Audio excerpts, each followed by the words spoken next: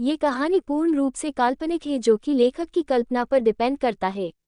इसका किसी भी जीवित या मृत व्यक्ति से कोई लेना देना नहीं है। कहानी में दिखाया गया सभी पात्र और घटना स्थान सिर्फ एक कल्पना स्थान है, तो इसे सिर्फ कहानी और मनोरंजन के तौर पर ही ले। तो चलो शुरू करते हैं कहानी। एक 50 मंजिला 7 स्टार होटल जिसके टेरेस पर बहुत सारे हटे कटे बॉडीगार्ड ब्लैक यूनिफॉर्म पहने वहां खड़े थे और कुछ 2-3 आदमी उनके पैरों में पड़े हुए थे और उनसे माफी मांग रहे थे, प्लीज हमें माफ कर दो।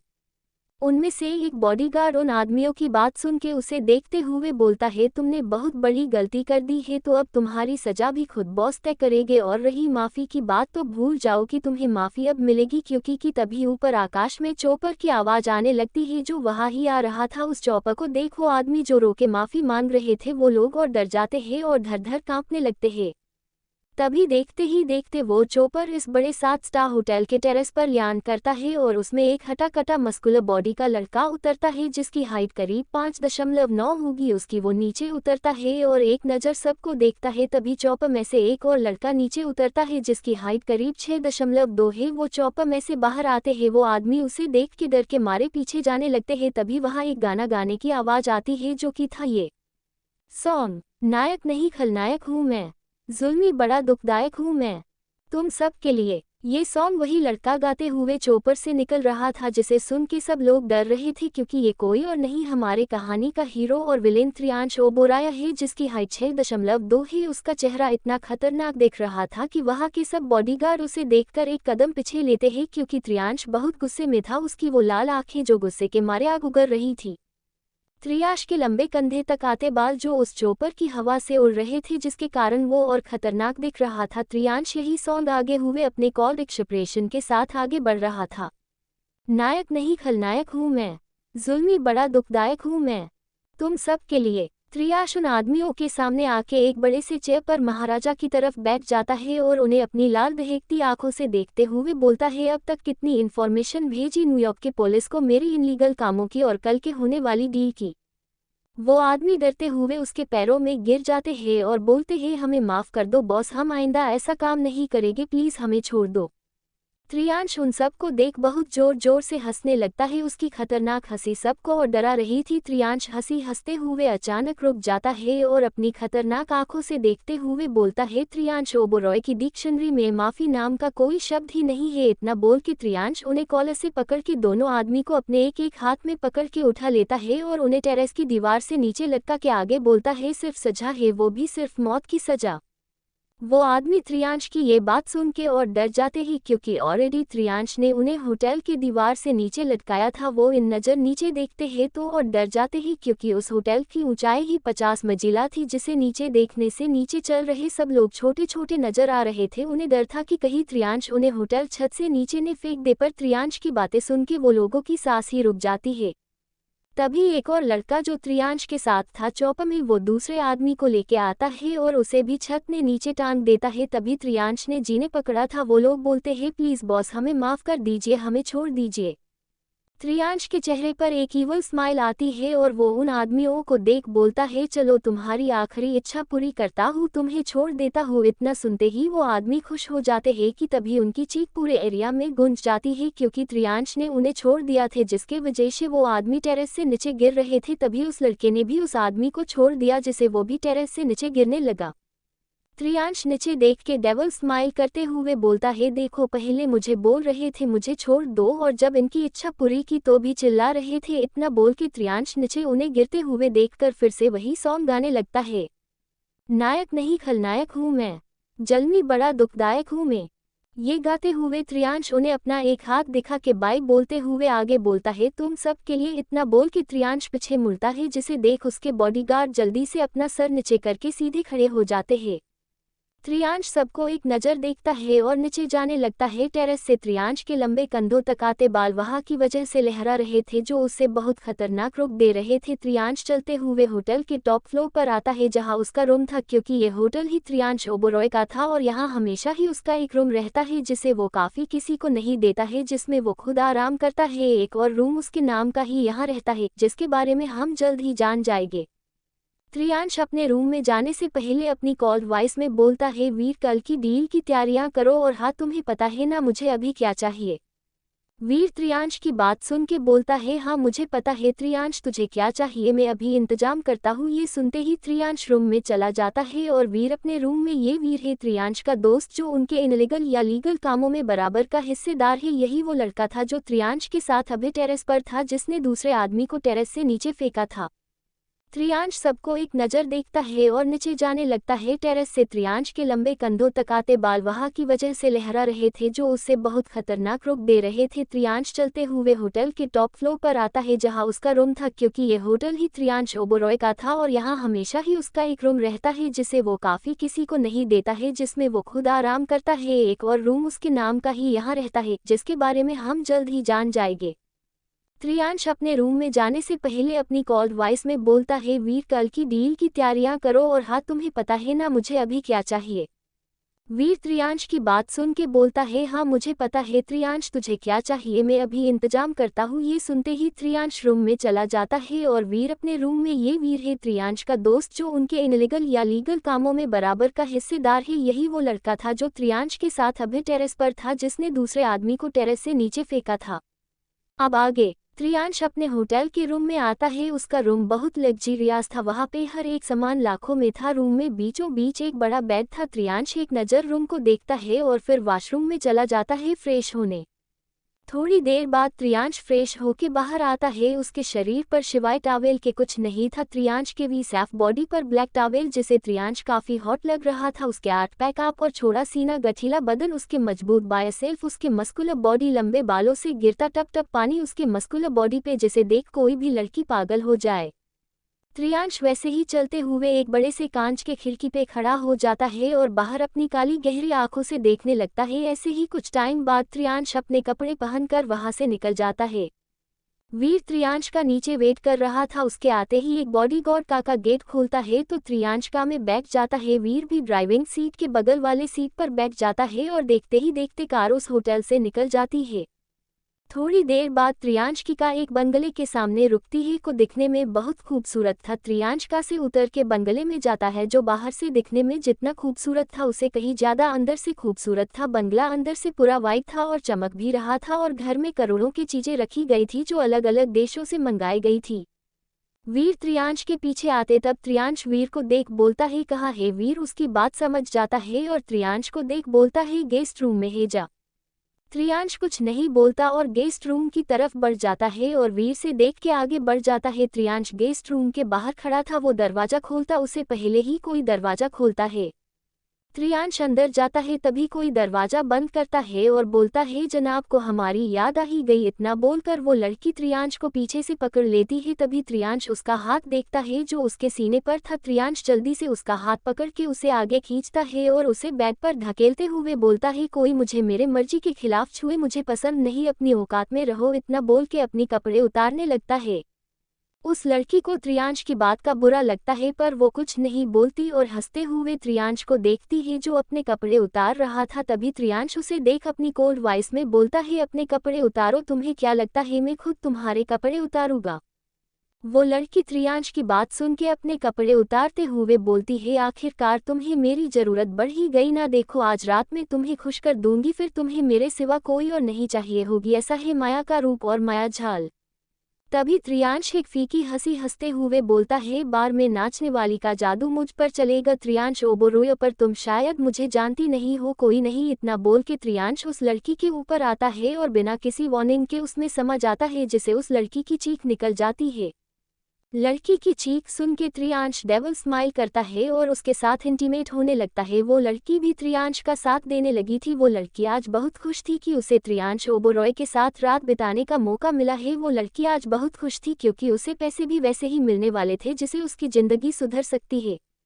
करीब 2-3 घंटे बाद त्रियांश उस लड़की से अगल होता है और एक नज़र उस लड़की को देखता है जो बेजान पड़ी थी। वो लड़की त्रियांश को देख के उठने की कोशिश करती है, पर उसके मुंह से चीख निकल जाती है और वो बेड पर गिर जाती है। त्रियांश उसे देख डेविल स्माइल करते हुए अपने कपड़े पहन रहा था और फिर उसे पैसों की एक गद्दी उसके पास फेंकते हुए बोलता है, आई थी मुझे अपने हुस्न के मायाजाल में फंसाने वाल, पर पहले मुझे पूरी तरीके से सेटिस्फाई तो करो। अभी कुछ घंटे हुए नहीं कि बेहोशी की हालत में पहुंच गई। इतना बोल के त्रियांश वहां से निकल के अपने रूम की तरफ बढ़ जाता है। त्रियांश अपने रूम में जाते ही वॉशरूम में घुस जाता है और शॉवर के नीचे अपने कपड़े उतार के खड़ा हो जाता है और शॉवर ऑन करता है। तभी ठंडे पानी की धारा त्रियांश पर गिरने लगती है। तभी पानी को अपने ऊपर महसूस करके त्रियांश अपनी आंखें बंद करके बोलता है, कोई ऐसी लड़की नहीं बनी है जो त्रियांश को बहका सके, उसे अपने हुस्न के जाल में फंसा सके, उसे सेटिस्फाई कर सके। करीब 2-3 घंटे बाद त्रियांश उस लड़की से अगल होता है और एक नज़र उस लड़की को देखता है जो बेजान पड़ी थी। वो लड़की त्रियांश को देख के उठने की कोशिश करती है पर उसके मुंह से चीख निकल जाती है और वो बैग पर गिर जाती है। त्रियांश उसे देख डेविल स्माइल करते हुए अपने कपड़े पहन रहा था और फिर उसे पैसों की एक गद्दी उसके पास फेंकते हुए बोलता है, आई थी मुझे अपने हुस्न के मायाजाल में फंसाने वाल, पर पहले मुझे पूरी तरीके से सेटिस्फाई तो करो, अभी कुछ घंटे हुए नहीं कि बेहोशी की हालत में पहुंच गई। इतना बोल के त्रियांश वहां से निकल के अपने रूम की तरफ बढ़ जाता है। त्रियांश अपने रूम में जाते ही वॉशरूम में घुस जाता है और शॉवर के नीचे अपने कपड़े उतार के खड़ा हो जाता है और शॉवर ऑन करता है। तभी ठंडे पानी की धारा त्रियांश पर गिरने लगती है। तभी पानी को अपने ऊपर महसूस करके त्रियांश अपनी आंखें बंद करके बोलता है, कोई ऐसी लड़की नहीं बनी है जो त्रियांश को बहका सके, उसे अपने हुस्न के जाल में फंसा सके, उसे सेटिस्फाई कर सके। अब आगे त्रियांश वॉशरूम से बाहर आता है और एक हाथ में सिगार लिए और दूसरे हाथ में दारू की बड़ी बोतल लिए त्रियांश अपने रूम की खिड़की से बाहर देख रहा था। उसे सिर्फ और सिर्फ जंगल नजर आ रहा था क्योंकि त्रियांश का बंगाला जंगल के बीच था। त्रियांश कभी सिगार पीता है तो कभी दारू, ऐसे ही त्रियांश एक एक करके दोनों पी रहा था। वो अपनी काली गहरी आंखों से सुनसान जंगल को देख रहा था। उसके चेहरे पे कोई इमोशनल नहीं था, उसका पूरा चेहरा कॉर्डनेस से भरा हुआ था। उसके खाली आंखों से कुछ पता नहीं चल रहा था पर उसके अंदर एक तूफान चल रहा था जो वो अपने अंदर दबाए बैठा है। उसकी हो काले लंबे बाल वहां के झोंके से उड़ रहे थे जो उसे और खतरनाक रुख दे रहे थे। तभी त्रियांश के बंगले में एक बाइक एंटर करती है। वो बाइक काफी खूबसूरत और महंगी है। अब मुझे बाइक के बारे में कुछ नहीं पता तो अपने हिसाब से लगा लो, अच्छी वाली बाइक, यमी फेस। त्रियांश उस बाइक को देखता है तो उसके चेहरे पर एक खतरनाक स्माइल आती है और वो उसे ही देखता रहता है। तभी उस बाइक से वीर उतरता है और उसकी नज़र त्रियांश पर जाती है। वीर उसे देख एक डेविल स्माइल पास करता है, दे से बोल रहा हो, काम हो गया। वीर आंसर सुन के त्रियांश भी हल्का हाँ में सर हिला देता है। वीर बंगले के अंदर आता है और त्रियांश के रूम को देखते हुए ना में मुड़ी हिला देता है और बोलता है, पता नहीं इसे कब सुकून मिलेगा, लगता है आज रात भी जाग कर गुजारेगा। इतना बोलकर वीर अपने रूम में चला जाता है और फ्रेश के बेड पर सो जाता है। वही त्रियांश अभी भी नहीं सोया था। अब रात के 3 बज रहे थे फिर भी त्रियांश के आंखों में नींद की कोई झलक तक नहीं दिख रही थी। अभी भी त्रियांश दारू की बोतल अपने मुंह लगाए उसे पीते हुए बोलता है, एक ऐसी गलती जो मैंने कभी की ही नहीं, उस गलती ने मुझे कहाँ लाके खड़ा कर दिया और क्या से क्या बना दिया मुझे। ये सब बोलते हुए त्रियांश की आंखें लाल हो गई और वो गुस्से से कांपने लगा। उस दिन को याद करके त्रियांश का गुस्सा बढ़ता ही जा रहा था। त्रियांश अपने गुस्से को कंट्रोल करने की कोशिश करता है और गाने जंगल को बस अपनी खाली काली आंखों से देखता रहता है और देखते ही देखते सुबह हो जाती है और त्रियांश वही खड़ा रहता है। थोड़ी देर बाद त्रियांश तैयार होके नीचे आता है तो उसे वीर मिलता है जो कुछ कर रहा था अपने फोन में। त्रियांश को आता देखकर वीर बोलता है, तुम्हारा काम हो गया है, जो भी उन आदमियों के साथ मिला है बस उसका ही काम तमाम करना है आज, जो हमारे बीच रहकर भी हमारे नहीं है। ये सब बोलते हुए वीर भी काफी खतरनाक दिख रहा था। वीर भी कुछ कम नहीं है त्रियांश से, जितना क्रूअल त्रियांश है उतना ही क्रूअल वीर भी है, जो हमें आगे पता चल जाएगा। त्रियांश ब्रेकफास्ट करने बैठ जाता है। त्रियांश सिर्फ हेल्दी फूड ही खड़ा है, जैसे कि सैलेड, अलग अलग प्रकार के सैलेड जिसमें भर भर के प्रोटीन है जिससे त्रियांश को ताकत मिलती है। त्रियांश और वीर ब्रेकफास्ट करते हैं और वहां से बाहर की तरफ निकल जाते हैं। त्रियांश के आते हैं एक बॉडीगार्ड काका गेट खोलता है। त्रियांश का में बैठ जाता है और वीर भी का में बैठ जाता है। देखते ही देखते त्रियांश की का बंगले से बाहर निकल जाती है। त्रियांश की का गेट के बाहर निकलते ही सारे बॉडीगार्ड और सर्वेंट चैन की सांस लेते हैं क्योंकि त्रियांश को कोई भी गड़बड़ी नहीं चाहिए रहती है अपने काम में, उसे सब परफेक्ट चाहिए था, फिर वो काम हो या कोई इंसान हो। त्रियांश की कार एक समुंदर के पास आके रुकती है। त्रियांश कार से बाहर आता है और उस बड़े समुंदर को देखने लगता है जिसकी लहरों की आवाज आ रही थी। वीर भी कार से बाहर आता है तो दोनों कार के दूसरे साइड से जाने लगते हैं। थोड़ा दूर चलते ही उन्हें 3 से 4 बड़ी यॉट दिखती है, जिसे दिख त्रियांश एक यॉट की तरफ बढ़ जाता है। त्रियांश उस यॉट में जाके सामने का नज़ारा देखता है तो खुश हो जाता है क्योंकि उसके सामने बहुत सारे ड्रग्स रखे हुए थे, जिसे देख त्रियांश खुश हुआ था क्योंकि आज बहुत बड़ी डील जो होने वाली थी ड्रग्स की। तभी वहाँ कुछ लोग आते हैं, उन्हें देख त्रियांश अपने किंग की खुर्ची पर जाके बैठ जाता है, अपने एक पैर पर दूसरा पैर चढ़ाकर किसी महाराजा की तरह। कुछ फॉरेनर आदमी त्रियांश के सामने आके सामने वाले सोफे पर बैठ जाते हैं और त्रियांश को देख बोलता है, अगर ये ड्रग्स हमें यहाँ से बाहर ले जाने में प्रॉब्लम हुई तो क्या करे। त्रियांश उन्हें देख ईवल स्माइल करते हुए बोलता है, त्रियांश ओबोरॉय के रहते तुम्हें चिंता करने की जरूरत नहीं है, बस मुझे मेरा पैसा दो और ये ड्रग्स तुम्हें सही सलामत मिल जाएंगे, इसकी चिंता तुम मत करो। कि तभी बाहर से आवाज आती है, त्रियांश ओबोरॉय हमने तुम्हें चलो तरफ से घेर लिया है, अब तुम ड्रग्स के मामले में झेल जाओगे जिंदगी भर के लिए। ये सुनते ही वहां पे खड़े एक 40-45 साल के एक आदमी के चेहरे पर स्माइल आती है कि तभी उसे त्रियांश के हंसने की आवाज आती है और वो सामने देखता है तो त्रियांश और वीर पागलों की तरह हंस रहे थे। दे से बाहर खड़े पुलिस की खिल्ली उठा रहे हैं। वीर हंसते हुए त्रियांश को देख बोलता है, रुक मैं आया, सब संभाल के तू अपनी डील फिक्स कर। त्रियांश उन्हें देख ईवल स्माइल करते हुए बोलता है, त्रियांश ओबोरॉय के रहते तुम्हें चिंता करने की जरूरत नहीं है, बस मुझे मेरा पैसा दो और ये ड्रग्स तुम्हें सही सलामत मिल जाएंगे, इसकी चिंता तुम मत करो। कि तभी बाहर से आवाज आती है, त्रियांश ओबोरॉय हमने तुम्हें चलो तरफ से घेर लिया है, अब तुम ड्रग्स के मामले में झेल जाओगे जिंदगी भर के लिए। ये सुनते ही वहां पे खड़े एक 40-45 साल के एक आदमी के चेहरे पर स्माइल आती है कि तभी उसे त्रियांश के हंसने की आवाज आती है और वो सामने देखता है तो त्रियांश और वीर पागलों की तरह हंस रहे थे। दे से बाहर खड़े पुलिस की खिल्ली उठा रहे हैं। वीर हंसते हुए त्रियांश को देख बोलता है, रुक मैं आया, सब संभाल के तू अपनी डील फिक्स कर। अब आगे वीर बाहर आता है तो सामने उसे बहुत सारे पुलिस वाले दिखते हैं जो न्यूयॉर्क के थे। वीर उन सबको देखकर खतरनाक स्माइल करते हुए यॉट से नीचे उतरता है। एक पुलिस वाला वीर को आता देख बोलता है, कहाँ है तेरा वो दोस्त जो खुद को पूरे न्यूयॉर्क का किंग समझता है, आज तो वो गिरफ्तार होगा या जान से मार जाएगा।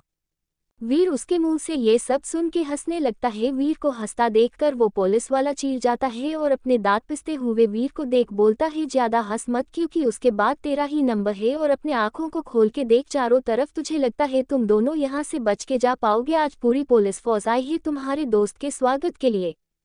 वीर फिर एक बार अपनी नज़र चारों तरफ घुमाता है और देखता है तो उसके चारों तरफ पुलिस खड़े थे अपनी अपनी हाथों में गन लिए। वीर उन सब को देख और जोर से हंसने लगता है और उन आदमी को देख बोलता है, तू हमें मारने आया है, हमें कहीं ऐसा ना हो जाए कि हमें मारने से पहले तू खुद ही हमारे हाथों मर जाए।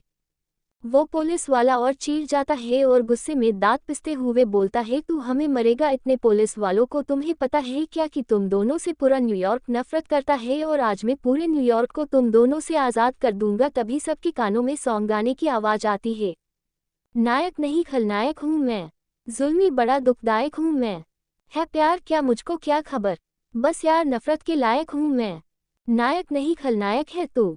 देसी ही सबके कानों में ये सॉन्ग के बोल आते हैं। सब पुलिस वाले यॉट की तरफ देखते हैं जहां से त्रियांश सॉन्ग गाते हुए यॉट से नीचे उतर रहा था। उसके वो काले लंबे बाल वहां में उड़ रहे थे और उसने जो ब्लैक कपड़ों के साथ ब्लैक लो कोट जो डाला था वो भी हवा में उड़ रहा था और त्रियांश ने अपने दोनों हाथ पैंट के पॉकेट में डाले यॉट से नीचे उतरते हुए सॉन्ग गा रहा था, जिसे देख कुछ पुलिस वाले डर के मारे अपना सलाइवा गटकते हुए अपने कदम पीछे ले रहे थे। त्रियांश उस पुलिस वाले के सामने आके अपनी आंखों का गोगल बड़े स्टाइल से उतारते हुए अपनी आवाज में कॉर्डनेस लाते हुए त्रियांश उसे देख बोलता है, क्या कहा तूने कि पूरा न्यूयॉर्क मुझसे नफरत करता है। तो वो पुलिस वाला भी त्रियांश के आंखों में देखते हुए बोलता है, हाँ पूरा न्यूयॉर्क तुमसे नफरत करता है। उसकी बात सुन के त्रियांश हंसते हुए बोलता है, तो करने दो ना, मैं कौन सा अच्छा हूँ जो लोग मुझे। त्रियांश फिर से एक हाथ अपने तरफ करके बोलता है, मुझे पसंद करेंगे। त्रियांश अपने दोनों हाथ फैलाए चिल्लाते हुए बोलता है, मैं कोई अच्छा इंसान नहीं हूँ जो लोग मुझे पसंद करे, मैं बहुत बुरा हूँ, बहुत बुरा, जितना तू सोच भी नहीं सकता उतना बुरा हूँ। मैं नायक नहीं हूँ, मैं खलनायक हूँ, खलनायक। इतना बोलते ही त्रियांश अपने बैग में जो गन रखी थी उसे निकाल के फायरिंग करने लगता है। तभी वहाँ त्रियांश के कुछ बॉडीगार्ड आते हैं और पुलिस वालों पर फायरिंग करने लगते हैं। त्रियांश उस पुलिस वाले के घुटनों में एक गोली मारता है जिसे उस पुलिस वाले की चीख निकल आती है और वो अपने घुटनों के बल बैठ जाता है। तभी वीर भी अपनी गन निकालता है और सब पुलिस वालों के बीचों बीच आता है और बिना कोई रहम दिखाए पागलों की तरह फायरिंग करने लगता है, जिसे किसी को भी कैसे भी गोली लग रही थी। त्रियांश उस पुलिस वाले के पास घुटनों के बल बैठ के उसे देखते हुए बोलता है, क्या हुआ, मुझे जान से मारने आए थे ना, तो मारो मारो ना, क्या हुआ। वो पुलिस वाला गन त्रियांश पर पॉइंट करता है, जिसे त्रियांश डरने का नाटक करते हुए बोलता है, प्लीज मुझे मत मारो, आप जो कहोगे मैं वो करूंगा। इतना बोल के त्रियांश उस पुलिस वाले को एक और गोली मारता है। उसके दूसरे घुटने में उस पुलिस वाले की फिर से जोरदार चीख निकल जाती है। तभी वो पुलिस वाला अपनी गन चला देता है, पर उसकी बदकिस्मती उसकी गोली त्रियांश को नहीं लगती, क्योंकि त्रियांश जल्दी से अपना सर एक साइड कर लेता है, जिसे वो गोली त्रियांश को नहीं लगती है। वही वीर मौत का तांडव मचा रहा था। देखते ही देखते वीर ने सब पुलिस वालों को मौत के घाट उतार दिया। वीर अपनी खतरनाक नज़र सब जगह घुमाता है और सबको जमीन पर मारा हुआ पा के बोलता है, पागल कहीं के अपने हाथ से खुद ही अपनी मौत लेके आए, जैसे हमें जानते ही नहीं है। त्रियांश उस पुलिस वाले को देख बोलता है, देख अपनी नज़र घुमा, देख तेरी वजह से कितनों की जान गई। तू तो नया है इसलिए मेरे बारे में ज़्यादा नहीं जानता, अगर मेरे बारे में सब कुछ जान जाता तो यहाँ आने की हिम्मत नहीं करता। और हाँ, कोई है तेरे साथ शामिल? 3 लोगों को तो मैं कल मार चुका हूँ, अब बस एक ही बचा है, तो बता कोई है वो पुलिस वाला कुछ नहीं बोलता, बस त्रियांश को देखता रहता है। त्रियांश को गुस्सा आता है और वो बोलता है, ठीक है मत बता, तुझे क्या लगता है कि मुझे पता नहीं चलेगा? मुझे पता चल चुका है, वो तो मैं तुझे एक चांस दे रहा था, पर कोई नहीं। इतना बोल के त्रियांश ने उस पुलिस वाले के माथे के बीचों बीच गोली मारी, जिसे वो वही जमीन पर गिर गया। उसे देख त्रियांश टेढ़ा मुस्कुराते हुए गाना गाते हुए अंदर जाने लगता है, नायक नहीं खलनायक हूँ मैं। डॉट डॉट डॉट त्रियांश उस पुलिस वाले को देख बोलता है, देख अपनी नज़र घुमा, देख तेरी वजह से कितनों की जान गई। तू तो नया है इसलिए मेरे बारे में ज़्यादा नहीं जानता, अगर मेरे बारे में सब कुछ जान जाता तो यहाँ आने की हिम्मत नहीं करता। और हाँ, कोई है तेरे साथ शामिल? 3 लोगों को तो मैं कल मार चुका हूँ, अब बस एक ही बचा है, तो बता कोई है वो पुलिस वाला कुछ नहीं बोलता, बस त्रियांश को देखता रहता है। त्रियांश को गुस्सा आता है और वो बोलता है, ठीक है मत बता, तुझे क्या लगता है कि मुझे पता नहीं चलेगा? मुझे पता चल चुका है, वो तो मैं तुझे एक चांस दे रहा था, पर कोई नहीं। इतना बोल के त्रियांश ने उस पुलिस वाले के माथे के बीचों बीच गोली मारी, जिसे वो वही जमीन पर गिर गया। उसे देख त्रियांश टेढ़ा मुस्कुराते हुए गाना गाते हुए अंदर जाने लगता है, नायक नहीं खलनायक हूँ मैं, जुल्मी बड़ा दुखदायक हूँ मैं, है प्यार क्या मुझको क्या खबर, बस यार नफरत के लायक हूँ मैं। अब आगे त्रियांश को अंदर आता देख वो इंसान डर जाता है, पर अपने चेहरे पर डर दिखाता नहीं है। तभी त्रियांश चलकर उसी आदमी के पास आता है और उसके सामने जाके खड़ा हो जाता है। वो आदमी त्रियांश को देख के डरते हुए बोलता है, क्या हुआ त्रियांश? त्रियांश उसे देखते हुए डेविल हंसी हंसते हुए बोलता है, क्या हुआ? अभी नहीं देखा बाहर, क्या हुआ तो बता। कीव किया ये सब तूने? कीव मुझे मारना चाहता है? कीव इस डील की इन्फॉर्मेशन लीक की तूने? वो आदमी डरते हुए बोलता है, नहीं मैंने कुछ नहीं किया, मैं भला तुम्हें कीव मरूंगा, और इस डील की इन्फॉर्मेशन मैंने नहीं लीक की। त्रियांश उसे देख बोलता है, तूने नहीं लीक की? तुझे क्या लगा कि तू हमारे गैंग में रहकर हमारी इन्फॉर्मेशन बाहर देगा और मुझे पता भी नहीं चलेगा? त्रियांश का इतना ही बोलना था कि वो आदमी जल्दी से अपनी गन निकाल के त्रियांश के माथे पर रख देता है और अपने दांत पिसते हुए बोलता है, बहुत कर लिया तूने यहाँ राज, अब मैं करूँगा यहाँ राज। तुझे मारकर हमने कई साल इस दुनिया में रहे हैं, पर तू कल का आया लड़का हमसे ऊपर चला गया। हम तुम्हारे अंदर काम करे, ऐसा कभी नहीं होगा, इसलिए मैंने ये सब किया। त्रियांश और जोर जोर से हंसते हुए बोलता है, बस इतनी सी बात के लिए तूने अपनी मौत को दावत दे दी? तुम्हें क्या लगा तू मुझे मार सकता है तो मार, अगर तुझ में ताकत होती ना तो मैं यहाँ का किंग कभी नहीं बनता, यहाँ का किंग तू होता, पर नहीं, तुझ में इतनी हिम्मत है ही नहीं। ये सब बोलते हुए त्रियांश उस आदमी के हाथ से गन छीन लेता है। वो आदमी शॉक होके त्रियांश को देख रहा था। तभी त्रियांश वीर को देखता है तो वीर सरकास्टिक स्माइल करते हुए आगे आता है और अपना फ़ोन निकाल के उसमें एक वीडियो चला देता है और उस आदमी के आंखों के सामने करता है। वो आदमी जब वो वीडियो देखता है तो पहले शॉक होता है और फिर अपनी नज़रें झुका लेता है, क्योंकि उस वीडियो में उसकी बेटी थी जो वीर के साथ इंटीमेट हो रही थी।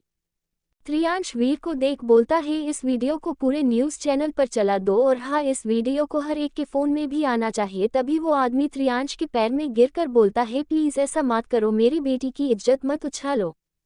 त्रियांश उस आदमी को देख बोलता है, क्या तेरी बेटी की भी कोई इज्जत है जो मैं ना उछालूं? ना जाने कितनी के साथ सो चुकी है, ऐसी लड़की की कोई इज्जत नहीं होती तो उछालने से क्या जाएगी। फ्लैशबैक, ये वीडियो कल रात का है। जब त्रियांश उस लड़की के पास जाता है तो वीर भी घर से बाहर निकल के बाइक पे बैठ के बंगले से बाहर निकल जाता है। थोड़ी देर बाद वीर एक होटल में आता है जहां वो लड़की थी।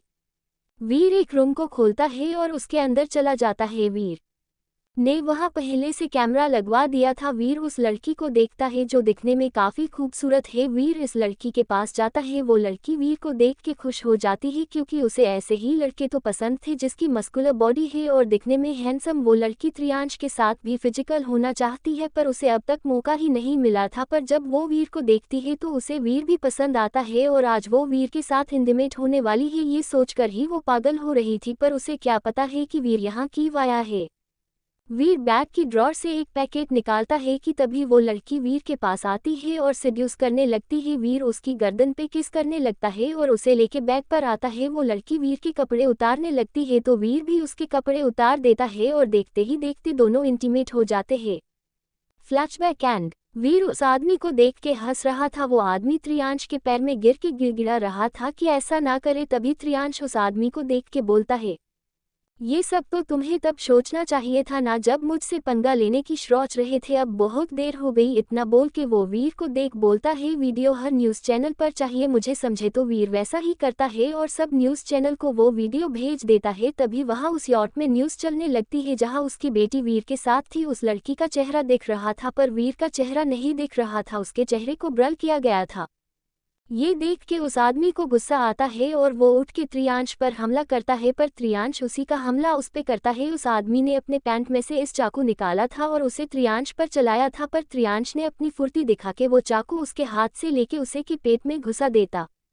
डॉट डॉट डॉट वीर उस आदमी को देख के हंस रहा था। वो आदमी त्रियांश के पैर में गिर के गिड़गिड़ा रहा था कि ऐसा ना करे। तभी त्रियांश उस आदमी को देख के बोलता है, ये सब तो तुम्हें तब सोचना चाहिए था ना जब मुझसे पंगा लेने की सोच रहे थे। अब बहुत देर हो गई। इतना बोल के वो वीर को देख बोलता है, वीडियो हर न्यूज़ चैनल पर चाहिए मुझे, समझे। तो वीर वैसा ही करता है और सब न्यूज़ चैनल को वो वीडियो भेज देता है। तभी वहाँ उस यॉट में न्यूज़ चलने लगती है जहाँ उसकी बेटी वीर के साथ थी। उस लड़की का चेहरा दिख रहा था पर वीर का चेहरा नहीं दिख रहा था, उसके चेहरे को ब्लर किया गया था।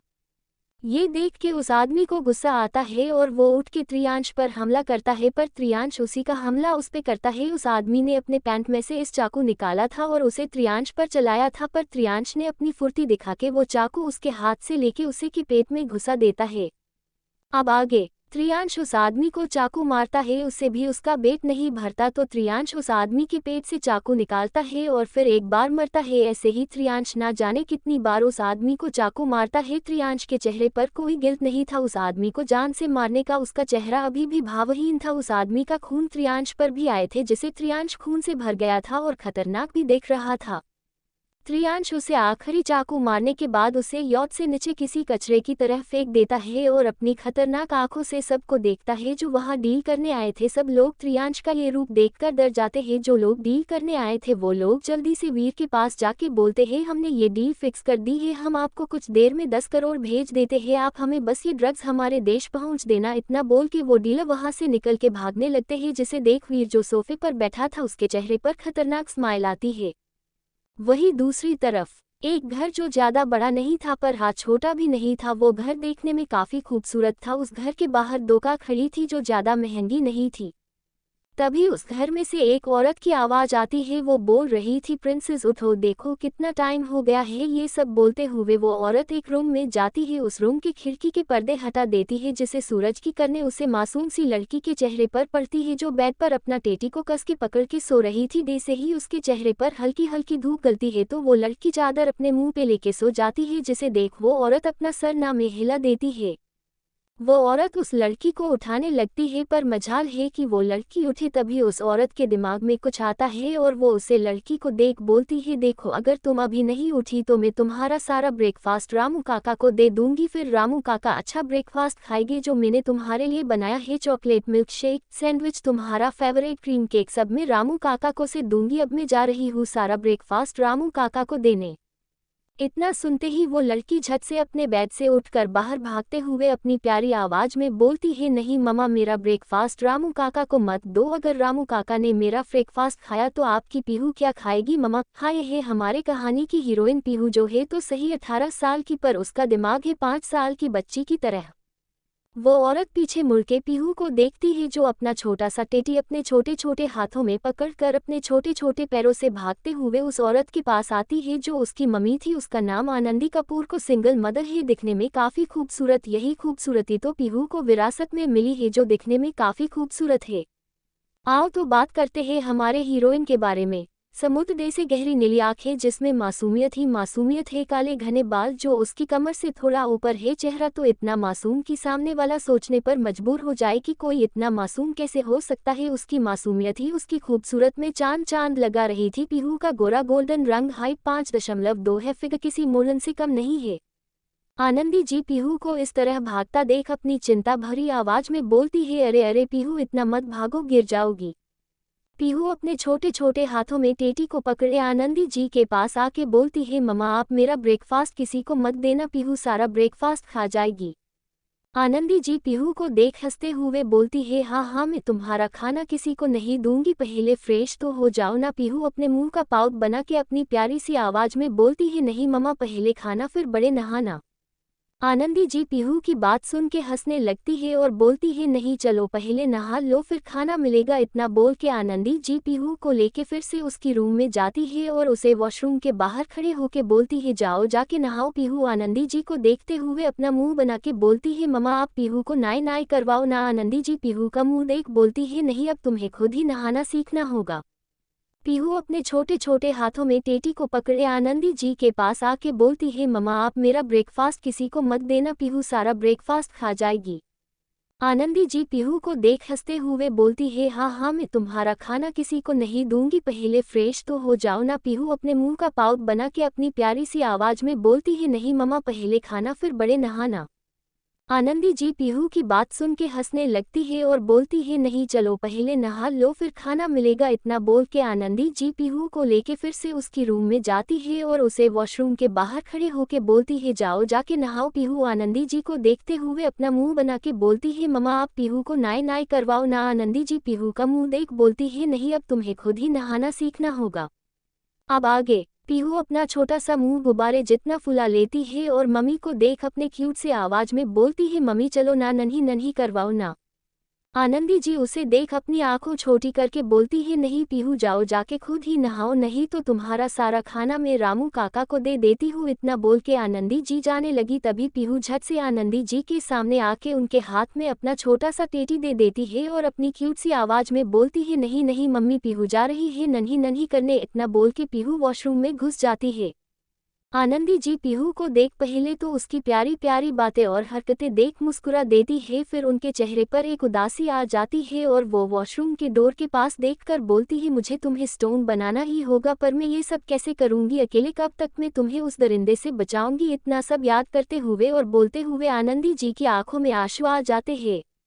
आनंदी जी अपने आंसू पोंछते हुए बोलती है, नहीं कुछ भी हो जाए पर मैं तुम्हें कुछ नहीं होने दूंगी। इतना बोल के आनंदी जी पीहू के लिए एक अच्छा सा फ्रॉक निकाल के रख देती है और रूम से बाहर निकल जाती है।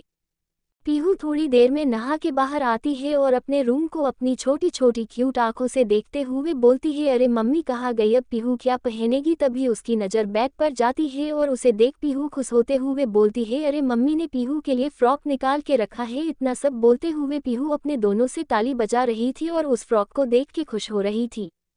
पीहू जल्दी से उस फ्रॉक को लेती है और पहनने लगती है। पीहू वो फ्रॉक पहनकर जल्दी से नीचे आती है और मम्मी मम्मी करके बुलाने लगती है, मम्मी मम्मी कहाँ हो। पीहू का बहुत जोर से भुक्की लगी है। तभी आनंदी जी किचन से बाहर आते हुए बोलती है, अरे अरे रुको, ला रही हूँ तुम्हारा ब्रेकफास्ट। इतना बोल के आनंदी जी वो खाना डाइनिंग टेबल पर रख देती है, जिसे देख पीहू अपने गुलाबी होठों पर जिभ फेरते हुए बोलती है, चॉकलेट मिल्क शेक। इतना बोल के पीहू लपक के चॉकलेट मिल्क शेक को उठा लेती है और उसे अपने छोटे से मुंह को लगा के पीने लगती है।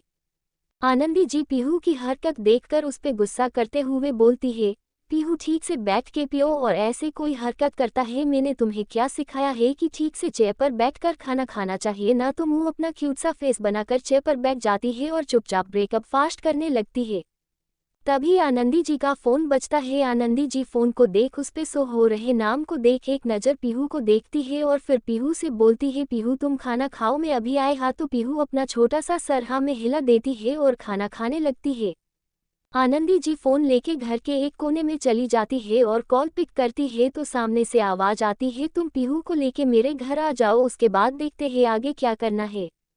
आनंदी जी ये सुन के बोलती है, पर भाई आपको प्रॉब्लम होगी, आपके परिवार की जान पर बनाएगी और मैं आपके परिवार पर कोई खतरा नहीं चाहती हूँ। आपने अब तक जितना किया है वही बहुत है मेरे लिए, अगर मैं आपके घर आ गई तो वो आपके परिवार को भी नुकसान पहुंचा सकता है। इतना बोल के आनंदी जी रोने लगी। आनंदी जी को रोने की आवाज़ सुनकर सामने वाला इंसान बोलता है, देखो आनंदी, तुमने मुझे भाई कहा है तो अब मुझे मेरा काम करने दो, तुम पीहू को लेके मेरे घर आओ क्योंकि वो बहुत जल्द वहाँ आने वाला है, तो कैसे बचाएगी पीहू को। आनंदी जी रोते हुए बोलती है, पर भाई हमारे वजह से वो आपको भी जान से मार देगा और मैं इस दुनिया में कोई नहीं है, अगर आपको भी कुछ हो गया तो मैं क्या करूं, मेरी पीहू को कौन बचाएगा, मुझे कुछ समझ में नहीं आ रहा है भाई, मैं क्या करूं। तो सामने से आवाज आती है, तुम चिंता मत करो, मैं कोई दूसरा रास्ता निकालता हूँ जिसे वो हमें कुछ नहीं कर सकता और पीहू भी बच जाएगी। इतना बोल के वो आदमी कॉल कट करता है तो आनंदी से भी अपने आंसू पोंछते हुए डाइनिंग टेबल पर देखती है तो शॉक हो जाती है और डरते हुए डाइनिंग टेबल के पास जाती है और अपने आप से बोलती है, पीहू कहाँ है। उद्धरण चिन्ह। आनंदी जी रोते हुए बोलती है, पर भाई हमारे वजह से वो आपको भी जान से मार देगा और मैं इस दुनिया में कोई नहीं है, अगर आपको भी कुछ हो गया तो मैं क्या करूं, मेरी पीहू को कौन बचाएगा, मुझे कुछ समझ में नहीं आ रहा है भाई, मैं क्या करूं। तो सामने से आवाज आती है, तुम चिंता मत करो, मैं कोई दूसरा रास्ता निकालता हूँ जिसे वो हमें कुछ नहीं कर सकता और पीहू भी बच जाएगी। इतना बोल के वो आदमी कॉल कट करता है तो आनंदी से भी अपने आंसू पोंछते हुए डाइनिंग टेबल पर देखती है तो शॉक हो जाती है और डरते हुए डाइनिंग टेबल के पास जाती है और अपने आप से बोलती है, पीहू कहाँ है। अब आगे। आनंदी जी बहुत डर गई थी, तभी उनकी नज़र डोर की तरफ जाती है और उनकी आंखें छोटी हो जाती है क्योंकि पीहू अपना छोटा टेडी बेयर पकड़े धीरे धीरे घर से बाहर जाने की कोशिश कर रही थी। आनंदी जी जो डरी हुई थी वो पीहू को देख के चैन की सांस लेती है और बोलती है, पीहू वहीं रुको। पीहू जो अपने टेडी बेयर से बात कर रही थी वो अपने टेडी से बोल रही थी, डोडो चलो जल्दी चलो, मम्मा यहाँ नहीं है, तब तक हम बाहर घूम कर आते हैं, अगर मम्मा आ गई तो हमें हमेशा की तरह बाहर जाने नहीं देगी। तभी पीहू के कानों में आनंदी जी की आवाज़ आती है जो बोल रही थी, पीहू वहीं रुक जाओ। पीहू अपना क्यूट सा मुंह बना लेती है और जल्दी से आंखें बंद करके बोलती है, अरे डोडो हमें मम्मा ने पकड़ लिया फिर से, अब हम बाहर कैसे जाएंगे डोडो। ये सब पीहू बड़े क्यूट सी आवाज में बोल रही थी। आनंदी जी पीहू के पास आती है और पीहू के सामने खड़ी हो जाती है और बोलती है, पीहू मैंने क्या कहा था, तुम मुझे बिना बताए कहीं नहीं जाओगी ना। फिर पीहू तपाक से अपने क्यूट से आवाज में बोलती है, और मम्मी आप फोन पे बात कर रही थी ना, इसलिए मैंने आपको डिस्टर्ब नहीं किया। आनंदी जी पीहू की बात सुन के अपनी आंखों को छोटा करके बोलती है, अरे वाह मैं फ़ोन पर बात कर रही थी इसलिए नहीं बताया, पर मैंने तुम्हें क्या कहा था कि घर से बाहर नहीं जाना है, पर तुम तो घर से बाहर जा रही थी। पीहू अपना क्यूट सा मुंह पिचका के बोलती है, मम्मा मुझे और डोडो को बाहर जाना है खेलने के लिए, पर आप हो कि हमें बाहर जाने ही नहीं देती हो, है ना डोडो, मम्मी हमें घर से बाहर जाने नहीं देती ना। आनंदी जो उसकी बात सुन के बोलती है, घर से बाहर नहीं जाओगी तुम, जो भी खेलना है यही खोलो घर में, घर से बाहर नहीं जाओगी तुम, समझी, चलो अंदर जाओ, जाके वहाँ खेलो अपने डोडो के साथ। पीहू मुंह बना के जिद करते हुए बोलती है, नहीं मम्मा पीहू को आज बाहर खेलना है, पीहू रोज घर के अंदर खेलती है, आज पीहू घर के बाहर खेलेगी डोडो के साथ। आनंदी जी पीहू की बात सुन के और उसकी जिद देख के वो समझ जाती है कि पीहू बाहर जाके ही रहेगी। आनंदी जी को अब टेंशन होने लगी थी क्योंकि पीहू का बाहर जाना उसके लिए अच्छा नहीं है, पर आनंदी जी पीहू को बताती भी तो क्या बताती, क्योंकि पीहू का दिमाग 5 साल की बच्ची जितना है जिसे कोई बात समझ नहीं आएगी।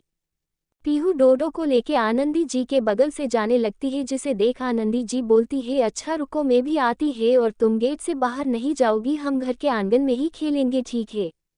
पीहू अपनी मम्मा की बात सुन के खुश हो जाती है और डोडो को कस के पकड़ के खुशी के मारे खुदते हुए बोलती है, डोडो देखी मम्मा भी हमें साथ खेलेगी, आज बहुत मजा आएगा आज खेलने में, क्योंकि पीहू की मम्मा भी पीहू के साथ है।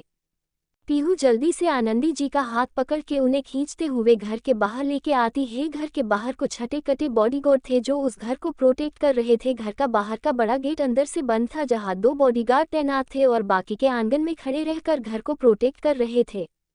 पीहू आनंदी जी को खींचते हुए आंगन में लाती है और वही एक कोने में डोडो को बैठा देती है और आनंदी जी का हाथ पकड़ के उसे भी बैठा देती है और खुद भी बैठ जाती है। पीहू आनंदी जी को देख अपने क्यूट से आवाज में बोलती है, चलो मम्मा खेलते हैं।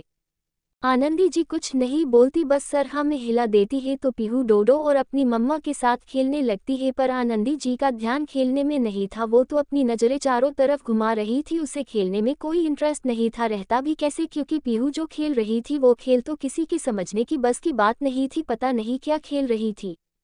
ऐसे ही कुछ टाइम बीत जाता है। पीहू डोडो और अपनी मम्मा के साथ अभी भी खेल रही थी कि तभी आनंदी जी की आंखें बड़ी बड़ी हो जाती है और वो अपनी बॉडीगार्ड को एक नज़र देखती है तो कुछ बॉडीगार्ड पीहू के पास आके खड़े हो जाते हैं। वही दूसरी तरफ त्रियांश याcht से बाहर आता है और वही वीर त्रियांश के पीछे चल रहा था। दो को देख के लग नहीं रहा था कि दोनों ने अभी यहाँ क्या क्या किया है। दो बड़े एटीट्यूड से चलते हुए याcht से नीचे उतर रहे थे। उसकी नज़र में किसी को जान को एक कीमत नहीं थी। तभी वीर का फोन बजता है तो वीर फोन पिक करता है तो सामने से कोई बोलता है, आपके लिए एक डील है, एक लड़की का किडनैप करना है, आप जितना चाहो उतना पैसा मैं देने को तैयार हूँ। तभी वीर बोलता है, कोई है वो लड़की और कहाँ रहती है? तो सामने से आवाज आती है, उस लड़की का नाम पीहू है और वो इंडिया में रहती है। इंडिया का नाम सुनते ही वीर रुक जाता है और बोलता है, नहीं हम ये किडनैपिंग नहीं करेंगे, आप किसी और को हायर करो। वो आदमी ये सुन के बोलता है, आप जितना चाहो उतना पैसा मैं देने को तैयार हूँ, बस आप उस लड़की को किडनैप करो और अपनी कीमत मुझे बताओ, आप कितना पैसा चाहोगे उतना देने को तैयार हूँ मैं। वीर कुछ सोचता है और उस आदमी को बोलता है, कुछ देर बाद कॉल करो बता। इतना बोलकर वीर कॉल कट करता है। त्रियांश याcht से बाहर आता है और वही वीर त्रियांश के पीछे चल रहा था। दो को देख के लग नहीं रहा था कि दोनों ने अभी यहाँ क्या क्या किया है। दो बड़े एटीट्यूड से चलते हुए याcht से नीचे उतर रहे थे। उसकी नज़र में किसी को जान को एक कीमत नहीं थी। तभी वीर का फोन बजता है तो वीर फोन पिक करता है तो सामने से कोई बोलता है, आपके लिए एक डील है, एक लड़की का किडनैप करना है, आप जितना चाहो उतना पैसा मैं देने को तैयार हूँ। तभी वीर बोलता है, कोई है वो लड़की और कहाँ रहती है? तो सामने से आवाज आती है, उस लड़की का नाम पीहू है और वो इंडिया में रहती है। इंडिया का नाम सुनते ही वीर रुक जाता है और बोलता है, नहीं हम ये किडनैपिंग नहीं करेंगे, आप किसी और को हायर करो। वो आदमी ये सुन के बोलता है, आप जितना चाहो उतना पैसा मैं देने को तैयार हूँ, बस आप उस लड़की को किडनैप करो और अपनी कीमत मुझे बताओ, आप कितना पैसा चाहोगे उतना देने को तैयार हूँ मैं। वीर कुछ सोचता है और उस आदमी को बोलता है, कुछ देर बाद कॉल करो बता। इतना बोलकर वीर कॉल कट करता है। अब आगे वीर कॉल रखने के बाद त्रियांश को देखता है जो कार में बैठ रहा था। वीर उसे कुछ नहीं बताता है और वो कार में बैठ जाता है। वो कार वहां से हवा की स्पीड से वहां से निकल जाती है। थोड़ी देर बाद त्रियांश की कार उसी के होटल के सामने रुकती है, क्योंकि एक और डील होने वाली थी जो ज़्यादा बड़ी नहीं थी, इसलिए उस डील को होटल में रखा गया था। वही दूसरी तरफ पीहू घर के आंगन में खेल रही थी। तभी कुछ बॉडीगार्ड उसके आजू बाजू आके खड़े हो जाते हैं। आनंदी जी पीहू को देखती है जो अपने में मस्त होके खेल रही थी डोडो के साथ और उससे बातें भी कर रही थी, जैसे कि डोडो अभी उसे उसके जवाबों का आंसर देगा। आनंदी जी की आंखें के कठोर हो जाती है। वो अपनी मुद्दी थोड़ा बाजू में करके ऊपर की तरफ देखती है जहां एक ड्रोन उड़ रहा था और बार बार पीहू के पास आने की कोशिश कर रहा था, पर बॉडीगार्ड के रहते उसे पीहू नहीं दिख रही थी। आनंदी जी उस ड्रोन को देख थोड़ा डर जाती है, पर अपने डर पर काबू करके अपने आप से बोलती है, अगर मैं डर गई या कमजोर बात गई तो मेरी पीहू को कौन बचाएगा। इतना बोल के आनंदी जी अपने आप को मजबूत करती है। आनंदी जी पीहू को देख बोलती है, पीहू बच्चा चलो घर में चलो, कब से बाहर खेल रहे हो आप, चलो अब चल के सो जाओ। पीहू जो अपने डोडो के साथ खेल रही थी वो आनंदी जी की बात सुन के उसे अपने छोटे छोटे आंखों से टुकुर टुकुर देखते हुए अपनी प्यारी सी क्यूट आवाज में बोलती है, अरे मम्मी अभी तो आए हैं ना हम बाहर खेलने, तो आप अभी अंदर जाने की बोल रही हो। और पीहू को निन्नी नहीं करनी है, पीहू को बस डोडो के साथ और आपके साथ खेलना है। आनंदी जी पीहू को फिर से समझाने की कोशिश करती है, पर पीहू है कि मान ही नहीं रही थी। घर के अंदर जाने को आनंदी जी परेशान हो जाती है और एक नज़र उस ड्रोन को देखती है जो अभी भी वही घूम रहा था। आनंदी जी उसे देख एक सांस लेती है और पीहू पे चिल्लाते हुए बोलती है, पीहू मैंने तुम्हें कहा ना अभी के अभी घर में चलो और जाके अपने कमरे में सो जाओ। पीहू जो खेल रही थी वो अपनी मम्मा की इतनी ऊंची आवाज़ सुन के डर जाती है और रोने लगती है। पीहू रोते हुए अपने एक हाथ से आंसू पोंछ रही थी और दूसरे हाथ में डोडो को पकड़ के खड़ी होते हुए बोलती है, पीहू आपसे कटी है मम्मा, पीहू आपसे बात नहीं करेगी, आपने पीहू को डांटा ना, अब पीहू आपसे बात नहीं करेगी। ये सब बोलते हुए पीहू रोते रोते घर के अंदर चली जाती है। आनंदी जी को अच्छा नहीं लगता पीहू का रोना, पर क्या करती वो भी, अगर पीहू को डांटती नहीं तो पीहू घर के अंदर नहीं जाती। आनंदी जी अपनी आंखों को खोल के उस ड्रोन को देखती है और खड़ी होती है और उस ड्रोन को गुस्से से देखते हुए अंदर चली जाती है। आनंदी जी के घर के अंदर जाते ही वो ड्रोन भी उस घर से कुछ दूरी बना लेता है जैसे कि उस घर पर नजर रखे है। वहीं दूसरी तरफ रात के 9 बज रहे थे। त्रियांश अपना कुछ काम करके होटल के लिए निकल चुका था, वही उसकी डील साइन होने वाली थी। त्रियांश की का उसके 7 स्टार होटल के सामने आके खड़ी हो जाती है। वहां का वॉचमैन जब त्रियांश की का देखता है तो जल्दी से आगे आके का गेट खोलता है तो त्रियांश का से बाहर आता है और होटल में चला जाता है। वीर वही होटल में था, वो कुछ काम से जल्दी होटल आ गया था क्योंकि उसे इस डील के बारे में भी तो देखना था, इसलिए वीर पहले ही यहाँ आ गया था। तभी वीर का फोन बजता है तो वीर बिना देखे कॉल पिक करता है तो सामने से आवाज आती है, क्या सोचा है आपने, क्या ये डील में पक्की समझूं। वीर उस कॉल को देखता है और अपनी आंखें बंद कर लेता है। दे से बोल रहा हूँ, मुझे देखकर उठाना चाहिए था कॉल। तभी सामने से आवाज आती है, क्या ये डील में फिक्स करूँ, मैं अभी आपको आधे पैसे भेजता हूँ, बस आप उस लड़की को जल्द से जल्द किडनैप करो। वीर उसकी बात सुन के बोलता है, देखो हमें ये डील नहीं करनी है क्योंकि हम इंडिया में नहीं है और हम वहाँ की डील नहीं लेते हैं, तो आप ये किसी और से करवा लो, हम ये किडनैपिंग नहीं करेंगे, समझे, अब कॉल मत करना। इतना बोल के वीर फोन रख देता है। तभी उसे त्रियांश की आवाज आती है जो बोल रहा था कि क्या हुआ। वीर त्रियांश को देख बोलता है, नहीं कुछ नहीं, बस एक डील आई थी, इंडिया की है, किसी लड़की को किडनैप करना है, मैंने मना कर दिया किडनैपिंग से। त्रियांश उसे देख बोलता है, इंडिया में इतने किडनैपर्स हैं, उन्हें छोड़कर ये हमें ही की ये डील दे रहे हैं। वीर भी बोलता है, हाँ मैं यही तो सोच रहा था कि वहाँ के गुंडों को छोड़कर ये यहाँ हमारे पीछे की पड़े हैं। तभी फिर से वीर का फोन बजता है तो वीर फोन देख के त्रियांश को देख बोलता है, देख फिर से उसी का कॉल है। त्रियांश उसे देख बोलता है, कॉल पिक कर और स्पीकर कर रख। वीर वही करता है तो सामने से वही आवाज आती है, आप जितना चाहो उतना पैसा देने को तैयार हूँ, बस आप इस लड़की को किडनैप करो, आधा पेमेंट अभी कर दूंगा आप चाहो तो। त्रियांश उसकी बात सुन, उसकी आवाज सुन के 1 मिनट के लिए सोच में चला जाता है, फिर अपना सर झटक के वीर के हाथ से फोन लेके बोलता है, इंडिया के गुंडे क्या मर गए हैं जो तुम मुझसे ये डील कर रहे हो। वो आदमी त्रियांश की आवाज सुन के 1 मिनट के लिए चुप हो जाता है, फिर अपने सेंस में आके बोलता है, यहाँ के गुंडे आप जैसा काम नहीं करते हैं, जैसे कि आप अगर कोई डील हाथ में लेते हो तो उसे पूरा करते हो और जब आप कोई किडनैपिंग का डील लेते हो तो उसे तब तक अपने पास रखते हो जब तक डील करने वाला आपको कॉल करके ये डील खत्म नहीं करता, तब तक ये डील चलती रहती है। त्रियांश उसे बस इतना बोलता है कि हम ये डील नहीं करना चाहते हैं, तो अब तुम किसी और को हायर करो, समझे, और हाँ अब कॉल मत करना वरना तेरे लिए अच्छा नहीं होगा। इतना बोल के त्रियांश कॉल कट करता है और वीर को उसका फोन देता है और दोनों अंदर चले जाते हैं।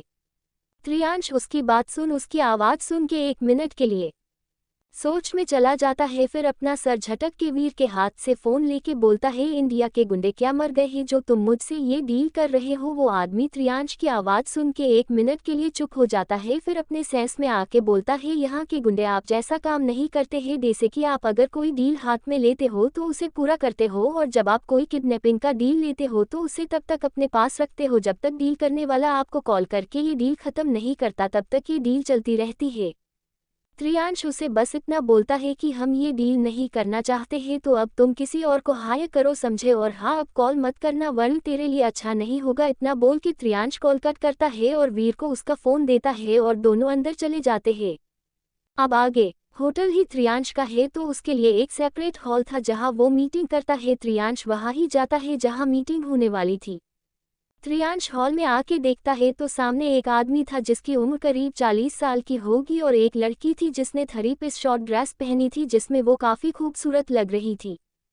त्रियांश उसके सामने आता है तो वो दोनों खड़े हो जाते हैं और त्रियांश को देख अपना हाथ आगे बढ़ाकर बारी बारी दोनों त्रियांश से हाथ शेक करते हैं और अपनी जगह पर बैठ जाते हैं। वीर भी वहां आता है और त्रियांश को देख बोलता है, मैंने पेपर भर लिए हैं, तू भी एक बार देख के उसके बाद ही साइन कर।